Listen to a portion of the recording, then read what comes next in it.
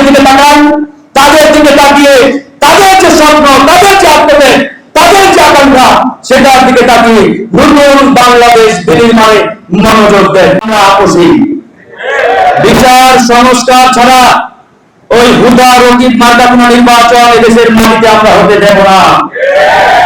খাতা কলমে 12 বার নির্বাচন হয়েছে, কিন্তু বাংলাদেশের জনগণের অধিকার প্রতিষ্ঠা হয় নাই।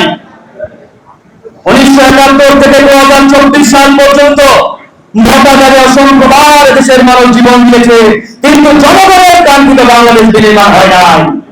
এর একটাই কারণ, যে যারাই ক্ষমতায় এসেছে তারাই দেশটাকে লুটপাট করে নিজেদের পৈতৃক সম্পত্তি মনে করে খেয়েছে। তাই বন্ধুগণ, এবার মহান আল্লাহ পাক আমাদেরকে সুযোগ দিয়েছেন।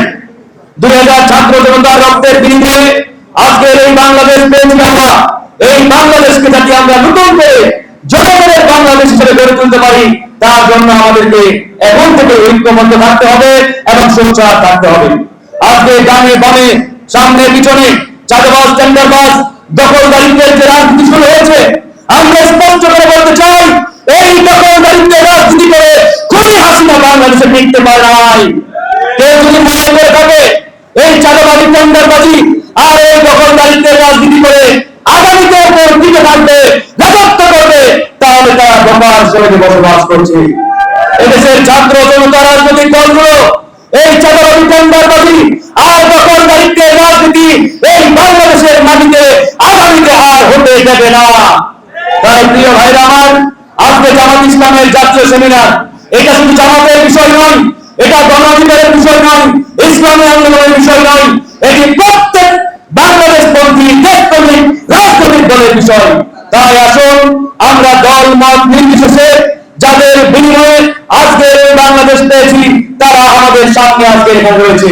যারা আমাদের আহত ভাই, শহীদ পরিবারের সদস্য, তারা কিন্তু আমাদের সামনে, তাদের কান্নার রোল এখন আমাদের কানে বাজে।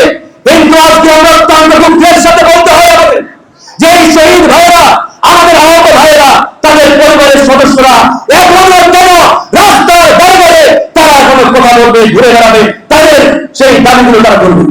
এটাই রাষ্ট্র, এই সরকার দায়িত্বশীল ব্যক্তিবর্গের প্রধানত দায়িত্ব ছিল, কিন্তু তারা করতে পারে নাই।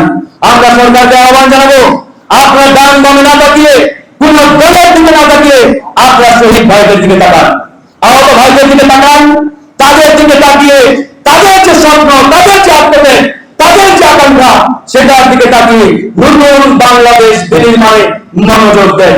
কোন দল চাপ দিলে সেদিকে কাজ হয়ে যাবেন, এই জন্য চেয়ারে বসানো হয় নাই। আমরা বিগত 1 মাস এই ঐক্যমত্য কমিশনে একই কথাগুলো বারবার বলেছি, একই কথা আবারও বলে শেষ করছি। প্রিয় ভাইরা আমার, ঐক্যবদ্ধ থাকুন। দেশের প্রশ্নে, সংস্কার বিচারের প্রশ্নে আমরা ইনশাআল্লাহ আপসহীন ভূমিকায় আপনাদের সাথে থাকবো। আল্লাহ হাফেজ, আল্লাহ হাফেজ।